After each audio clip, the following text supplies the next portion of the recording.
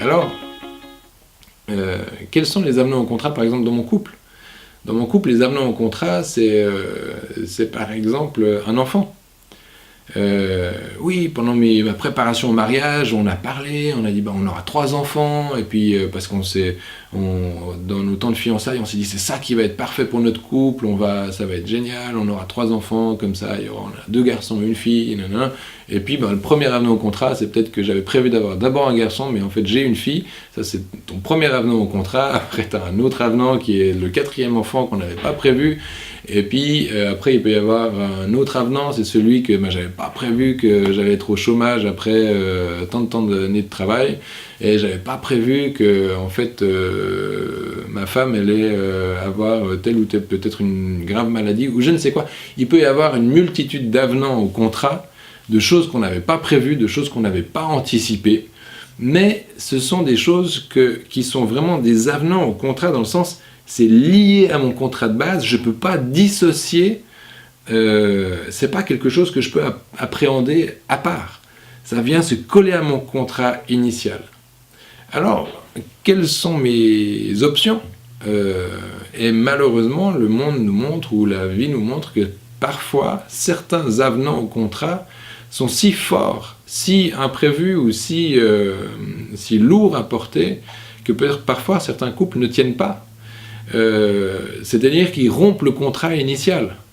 Le contrat initial avait défini un certain cadre, de certaines lignes, et puis l'avenant devient tellement fort, devient tellement important, que la personne qui avait signé ce contrat, qui s'était engagée dans ce contrat, n'arrive plus à l'honorer.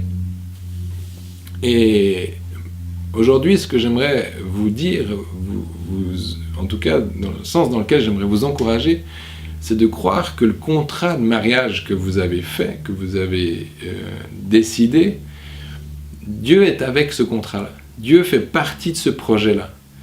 Et puis, il n'y a pas d'avenant au contrat qui soit des avenants pièges, qui soient des avenants qui soient si forts que vous ne puissiez pas y faire face. De la même façon que dans la parole de Dieu, il est écrit plein de choses, mais tout n'est pas écrit dans la parole de Dieu. Tout n'est pas écrit noir sur blanc. Donc il y a des avenants aussi à votre contrat, à l'alliance que vous avez fait avec Dieu, que vous devez accepter. Je prends un exemple, dans le contrat de la parole de Dieu, il est dit que ceux qui auront cru peuvent être guéris, peuvent être délivrés, peuvent être... Alors oui, effectivement, moi je peux témoigner que j'ai été guéri, je peux témoigner que j'ai été délivré, et grâce à Dieu et gloire à Dieu, aujourd'hui je ne suis pas malade, et je sais que je dois encore vivre certaines délivrances, et j'y travaille. Je demande à Dieu, c'est vraiment ce que je demande à Dieu de tout mon cœur, de pouvoir aller de gloire en gloire, et d'aller chercher une dimension de sainteté, et de lui ressembler encore plus. Mais si je suis très objectif et honnête avec vous, je suis obligé de constater que je ne suis pas fini, et que peut-être que je vais mourir et je ne serai toujours pas fini. Mais en tout cas, ce qui est certain, c'est que peut-être que vous vivez une situation de maladie et vous n'avez pas encore la guérison sur cette maladie-là. Est-ce que ça fait de vous des hommes qui rejetez votre alliance, qui rejetez le baptême en Jésus? Non, vous avez accepté, même si vous refusez la maladie, mais ça ne retire pas le désir d'être sous le contrat, d'être sous l'alliance que Dieu a fait avec vous. Donc vous voyez bien que parfois on est obligé d'accepter certains avenants au contrat, mais qui ne redéfinissent pas le contrat initial.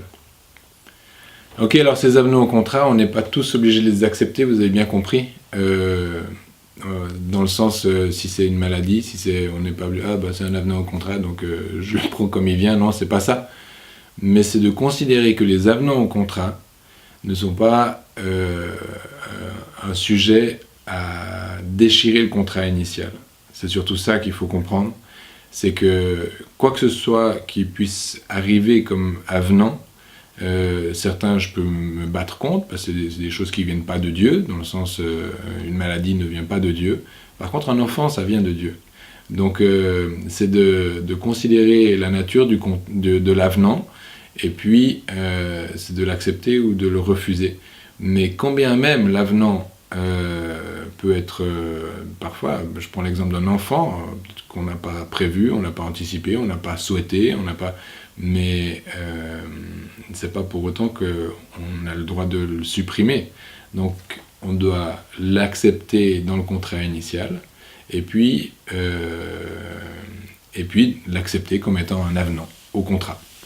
Alors voilà, j'espère que ça vous a éclairé, j'espère que ça vous a donné des pistes par rapport à votre vie, par rapport à ce que vous pouvez vivre au quotidien, et puis de creuser un peu ce sujet-là, et de voir quels sont les avenants que vous voulez accepter, et ceux que vous ne voulez pas accepter, et que vous avez le droit de ne pas accepter. Alors soyez bénis, et à tout bientôt.